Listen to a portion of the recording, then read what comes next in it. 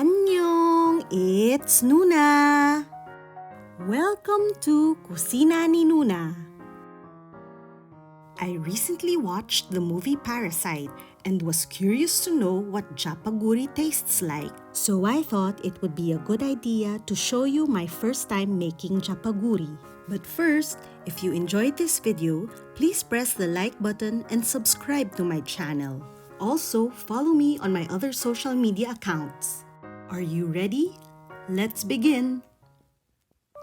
For this recipe, I used 1 whole steak and a pack each of Jjapaghetti and Neoguri noodles, both of which I purchased from a Korean grocery store.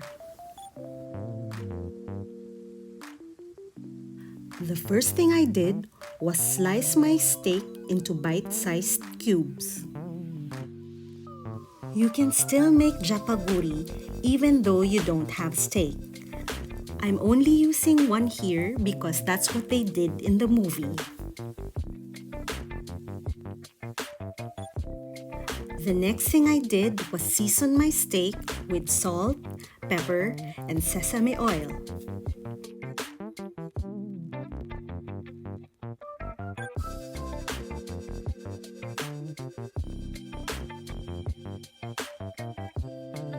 Now, it's time to cook my steak. I put approximately a tablespoon of olive oil on a heated pan and cooked my steak immediately afterwards. Soon I added a little butter, and you can add garlic if you want as well. I then set aside the steak after cooking.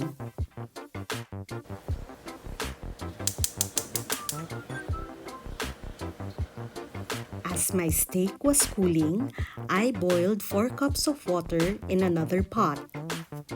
While waiting for the water to boil, I opened the Jjapaghetti and Neoguri packs and separated the small sachets from the noodles inside.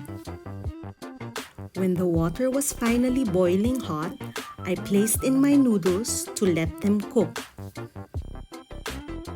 As you may already have guessed, Jjapaguri got its name because it is a mixture of Jjapaghetti and Neoguri noodles.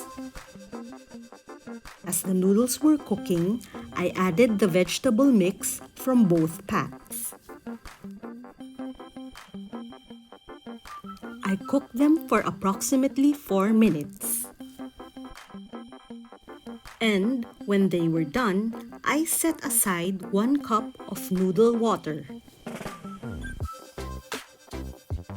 and used a strainer to separate the rest. Then I put the noodles back in the pot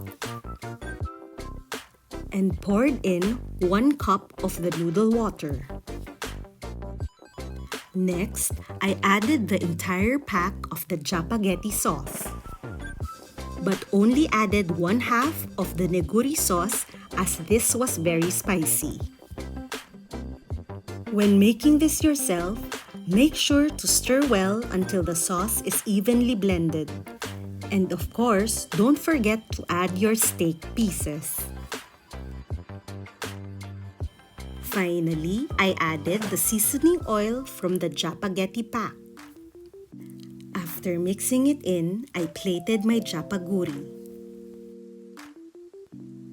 You don't have to do this, but I garnished mine with green onions and sesame seeds.